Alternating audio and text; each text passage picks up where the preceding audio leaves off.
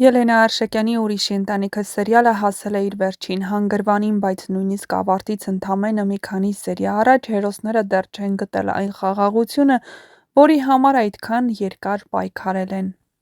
Ընդհակառակը թվում է, թե անցյալի բոլոր ստերը, չասված խոսքերը և չբուժված վերքերը հենց հիմա են իրենց վերջին ու ամենածանր հարվածը հասցնում։ Եվ այդ ամբողջ քաոսի կենտրոնում կրկին Բաբկենն է։ Ամենացավալին այն է, որ Բաբկենը կարծես իսկապես արեց ամեն ինչ, որպեսզի իր երեխաները երբեք երջանիկ չլինեն։ Նա վերադարձավ ոչ թե հայր լինելու համար, ոչ թե Նորոյի, Էլիզի ու Ալինայի կողքին կանգնելու համար, ոչ թե տարիների բացակայությունից հետո իր սխալներն ուղղելու համար։ Նա վերադարձավ վիրավորված ու չարացած, կործանված մարդ, որը պատրաստ էր իր ցավը փոխանցել բոլորին։ Նա քանդեց տան հիմքերը, նա երեխաներին զրկեց ապահովության զգացումից, նա սեփական մորը ներքաշեց իր խաղերի մեջ, նա մարդկանց իրար դեմ հանեց։ Եվ ամենասարսափելին, նույնիսկ մահից հետո նա շարունակում է ապրել իր երեխաների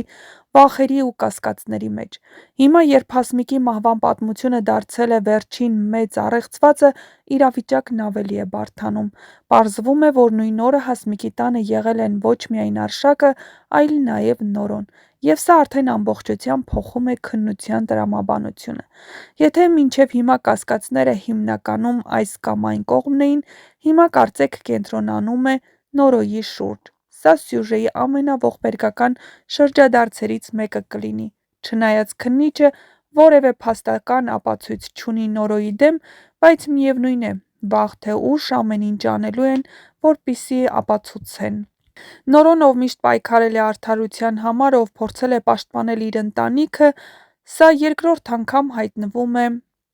ոստիկանների ու քննիչների ուշադրության կենտրոնում։ Երկու սպանություն, երկուսն էլ կատարված ոչ Նորոյի ձեռքով, բայց միևնույն է կասկածում են նրան։ Բայց առայժմ նրան չեն ձերբակալում, և պատճառը շատ պարզ է՝ չկան բավարար փաստեր։ Այո, նա եղել է Հասմիկի տանը,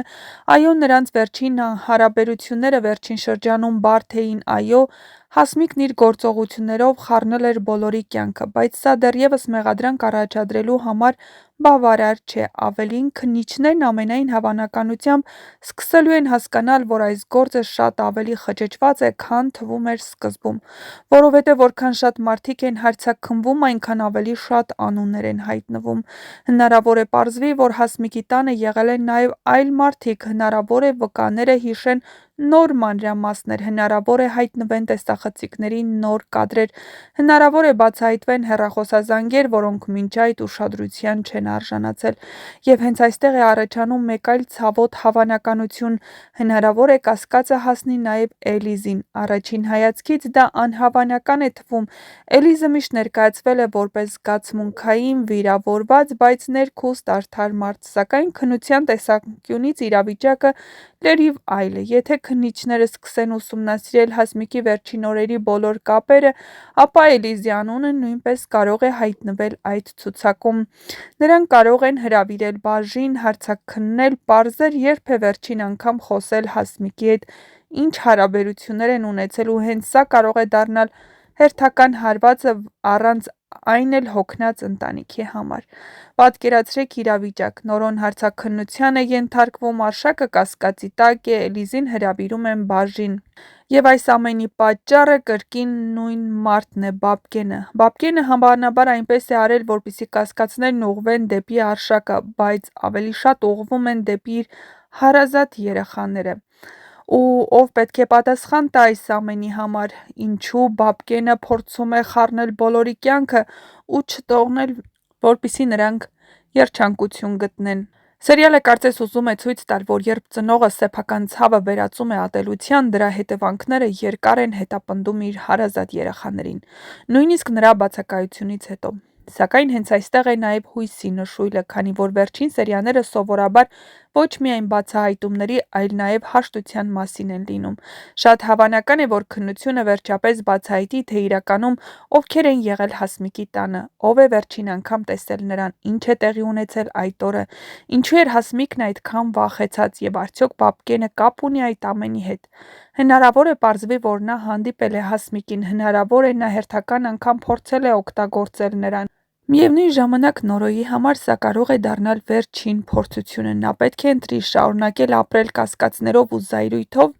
թե վերջապես ազատվել Բաբկենի թողած թույնից, որովհետև Բաբկենի ամենամեծ հաղթանակը կլիներ այն, եթե իր երեխաները մինչև կյանքի վերջը շարունակեին ատել, կասկածել ու չվստահել միմյանց, իսկ նրա ամենամեծ պարտությունը կլինի այն, եթե Նորոն, Էլիզա, Ալինան և մյուսները կարողանան դուրս գալ այդ շրջապտույտից։ Մնացել են հաշված սերիաներ, շուտով կպարզվի,